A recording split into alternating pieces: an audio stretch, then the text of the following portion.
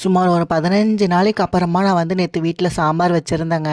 So மத்தியானமாக வச்சதுனால ரைஸ்க்கு கொஞ்சமாக ஊற்றிட்டு அப்படியே வச்சாச்சு. நைட்டுக்கு வந்து கெஸ்ட்டெல்லாம் வந்தனால வெளியில் ஆர்டர் பண்ணி சாப்பிட்டாச்சு. ஸோ சாம்பார் அப்படியே இருந்தது. இன்றைக்கி வந்து மதியானம் சாம்பார் வச்சுட்டு ஏதோ காரசாரமாக பண்ணிக்கலாம் அப்படின்னு சொல்லிட்டு பார்த்தா வீட்டில் வந்து சிக்கன் இருந்தது. சரி சிக்கன் சுக்கா பண்ணிக்கலாம் அப்படின்னு சொல்லிட்டு வச்சுருந்தாங்க. இதில் ஒரு மாஸ்டர் பிளான் என்ன தெரியுமா? சிக்கனில் வந்து கிரேவி வச்சா அதை போட்டு பிசைஞ்சு சாப்பிட்ருவாங்கன்னு சொல்லிட்டு தான் சிக்கனை வந்து வறுவல் மாதிரி பண்ணி எடுத்தாச்சு. இந்த சாப்பிங் போர்டு பார்த்தீங்கன்னா சென்னையிலேருந்து ஏதோ பெரிய பொக்கிஷ தூக்கிட்டு வந்த மாதிரி சென்னையிலேருந்து தூக்கிட்டு வந்துட்டேன். சென்னையிலே பல வருஷமாக வச்சுருந்தேன்னா ஸோ அதனால் இங்கே வந்து யூஸ் பண்ண என்ன ஆயிடுச்சுன்னா ஒவ்வொரு பார்ட்ஸாக வந்து கழுடு விழுக ஆரம்பிச்சிருச்சு.